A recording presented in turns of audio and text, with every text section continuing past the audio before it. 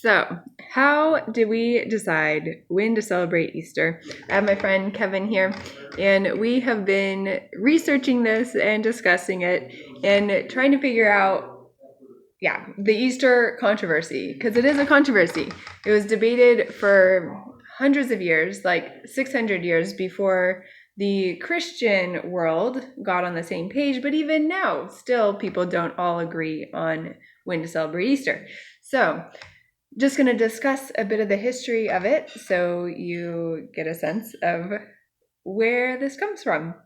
Okay, so first phase. So it's actually in the site that we're mostly basing this off of, breaks it down into 3 phases. Link in the description. I Yes. just wanted to say that. Yes, true. Okay, so the first phase. Like and subscribe. Right, exactly. Okay, keep going. First phase, the Christians that were close to Israel were actually celebrating Easter based on the biblical calendar. The Christians far away from Israel were not. They didn't really understand the biblical calendar. Plus, the biblical calendar, if you've seen my last couple videos, is kind of... It's very local to Jerusalem. Yes, it's very local to Israel. Mm-hmm. And so it's based on the barley harvest and when the barley harvest is ripe for harvest, because within the Feast of First Fruits, within the Feast of Unleavened Bread, there's a Feast of First Fruits, which is also when Jesus rose from the dead. And that is when the first fruits of the barley harvest are offered. And after that, you can actually eat the barley. So very local to Israel. And so the Christians near there knew when that Passover and Feast of First Fruits would actually be. So they were celebrating it on the biblical day. And Christians in other places were celebrating it based on the spring equinox. And even then, they weren't really figuring it out correctly. They were even disagreeing on that. So in the second phase, we have the Council of Nicaea. They decided we need to all be on the same page. What are we going to say? Yeah. In the first phase, they were debating whether they should be celebrating on the day of Passover, which can happen any day of the week. Right. Or if it should always be, and so what they settled on is it should always be on the Lord's Day, the day that he rose, which is a Sunday. Yeah, which I would not call it the Lord's Day, actually. But I know they called it the Lord's Day. They called it the Lord's Day. In the article that we read, they called it the Lord's Day. Yeah. Yeah. Anyway, the day that he rose from the dead. The day of his resurrection. Which I would say is obviously a great day to celebrate the resurrection. So first phase was, which day of the week do we celebrate on? Phase 2 is, which time in the year do we celebrate it? Which Sunday? Now that we've settled on celebrating on Sunday, which one do we how do we calculate that? Mm-hmm. Because we're not close to Jerusalem. We don't know when the barley harvest is. If you're in Rome, if you're in Spain, if you're in Alexandria, you're further away.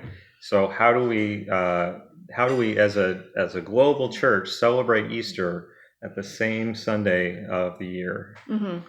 Yeah. So even with the spring equinox, they were disagreeing. And so Council of Nicaea, they decided, Council of Nicaea decided we'll do it based on the spring equinox. And they figured out this formula for when to celebrate Easter. But then even still, there were disagreements on when that spring equinox was. They anticipated there would be disagreements, right? And I think there were disagreements. Anyway, were there? Okay. I think so. No, there weren't. Either way. No disagreements. Whether it was anticipated or there were disagreements, they decided that the Pope decides. If there are disagreements, the Pope gets to decide when we will celebrate Easter. The goal is to have unity. Yes. And not have disagreement. And that leads us to the third phase. Yes. So there must have been, this is my suspicion, but I think it's good. Mm-hmm. Reasonable.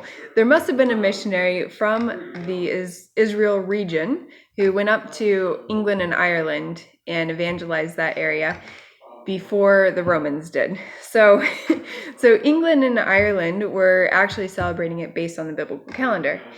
And when the Romans went up to England and Ireland, they discovered... Which would have been around 550 to 600 AD. Yeah. So Right. hundreds of years after Nicaea, after this new calendar for the Roman Church was settled upon, Yeah. people came back into England and Ireland and found. And found they were celebrating it according to the biblical calendar. How rude! Anyway, um, so so actually, there was a little other conflict that is just interesting. That they also had a little war. Not war. War is too strong of a word. Based on the style of the monks' haircuts, they were judging whether or not they were believers. The tonsure. So if you've ever seen where they're bald in the middle and they've got that little ring of hair, that's called a tonsure. And they would, the Roman Christians and the British Christians styled it differently.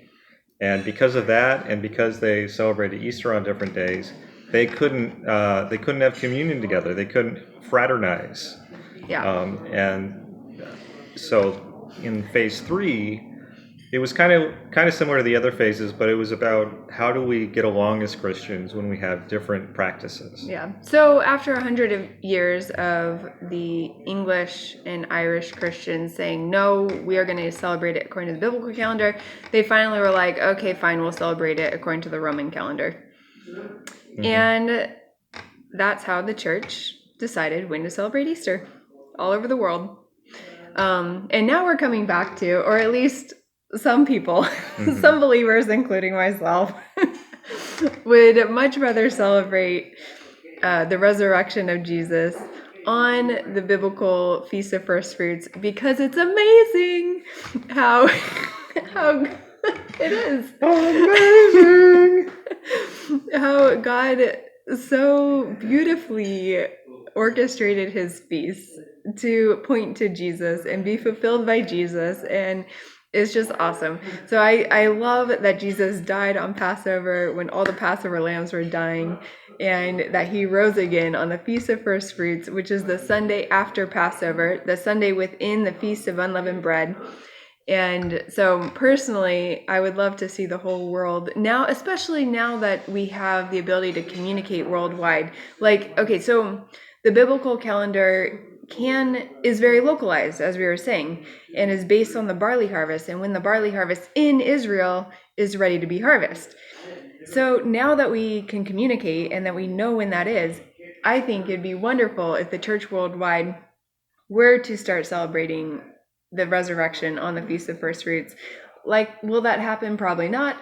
But Well, I don't know. That reminds me of what we were talking about before about the millennial reign and going to all the nations going to Jerusalem. yes. Isn't that awesome? Yes. So there is a passage, I forget where it is, but it specifically says during the millennial reign, whatever nations do not go to Jerusalem to celebrate the Feast of Tabernacles will be cursed. Their land, that nation's land, will be cursed, and there will be drought.